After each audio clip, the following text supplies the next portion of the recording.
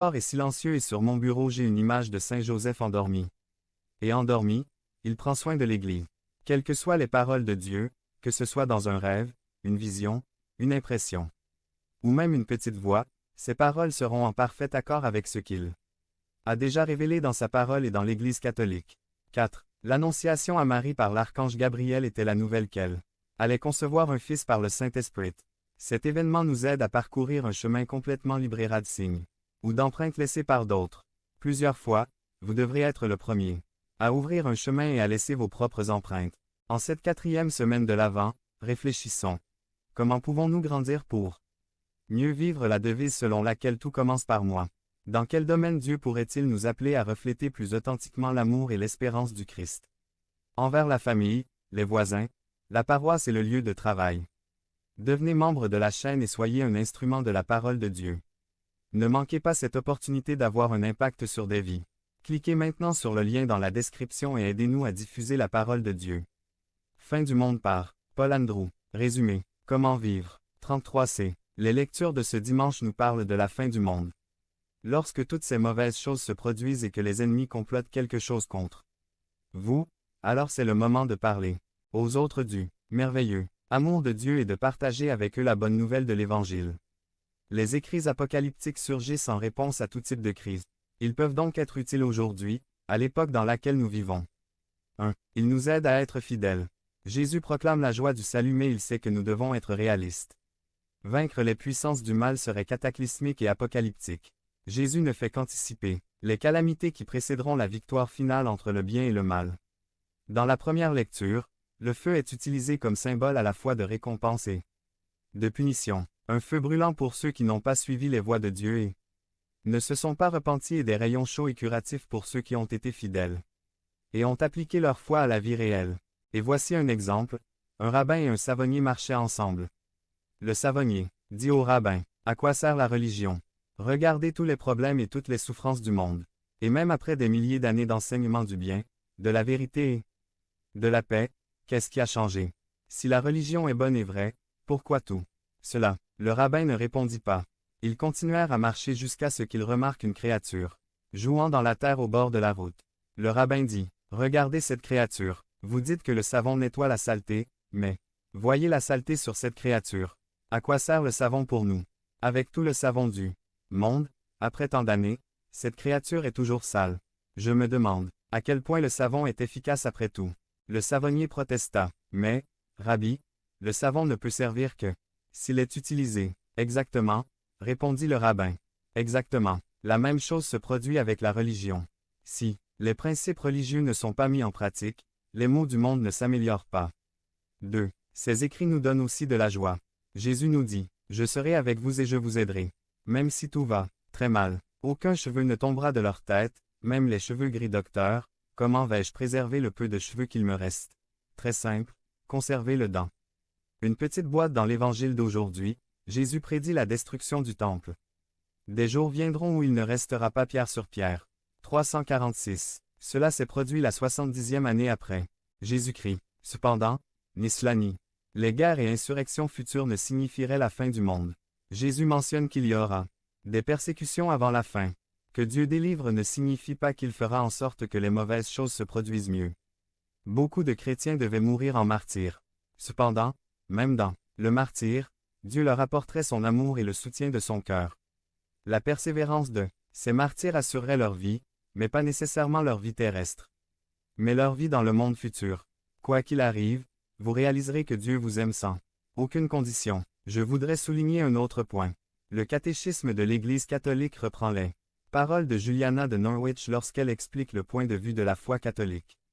Sur un argument, si Dieu est extrêmement bon et sage, pourquoi le mal et la souffrance? Des innocents existent-ils? Les saints, précisément les saints, se posent aussi cette question. Éclairés par la foi, il nous donne une réponse qui ouvre notre cœur à la confiance et à l'espérance. Dans les mystérieux desseins de la providence, Dieu sait aussi tirer du mal un plus grand bien, comme l'écrit Juliana de Norwich. J'ai appris la grâce de Dieu qu'il devait rester fermement dans la foi, et qu'il devait donc croire fermement et parfaitement que tout se serait bien terminé. Sainte Julienne de Norwich a utilisé sa célèbre phrase, que tout ira bien, et tout ira bien. Eh bien, et toutes sortes de choses iront bien, pour laquelle elle est identifiée comme une mystique optimiste. 3. Pour une application quotidienne de votre part. Dans la deuxième lecture, Saint Paul dit que certains d'entre vous vivent comme des paresseux, ne faisant rien, et se mêlent aussi de tout. Voyons ce qui suit. Point. Un jour ensoleillé, Juanito demande à sa mère, « Pourquoi le lait n'est-il pas pris si froid? » Sa mère répond, « Eh bien, parce que la vache ne rentre pas dans le réfrigérateur. Nous vivons en attendant le retour de Jésus. Ce que nous faisons en attendant est de la plus haute importance. Rappelons-le, devenez membre de la chaîne et soyez un instrument de la parole de Dieu. Ne manquez pas cette opportunité d'avoir un impact sur des vies. Cliquez maintenant sur le lien dans la description et aidez-nous à diffuser la parole de Dieu. La soumission à Dieu nous mène à une vie victorieuse par Augusto Rodriguez. 347.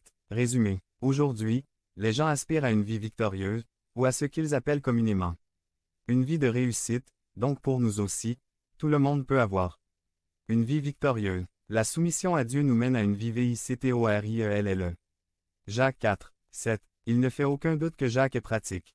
C'est direct et appelle un changement de vie et de pratique. Dans ce chapitre, on commence par se demander d'où viennent les guerres, c'est-à-dire des conflits entre croyants. Puis il continue de montrer que c'est la condition de vie de l'être humain qui conduit à la destruction. Cependant, Santiago montre à ses lecteurs que leur vie peut être différente. Même si c'est le diable qui profite de leurs conditions, ils ne sont pas obligés de s'abandonner à lui. De plus, Jacques montre la clé de la victoire dans la vie, et c'est une vie soumise au Seigneur. Aujourd'hui, les gens aspirent aussi à cette vie victorieuse, ou à ce qu'ils appellent communément une vie de réussite, et nous devons tenir compte du fait que Jacques écrit aux croyants. Donc pour nous, croyants comme pour ceux qui ne le sont pas, chaque personne peut avoir une vie victorieuse, et elle peut l'avoir de la manière suivante.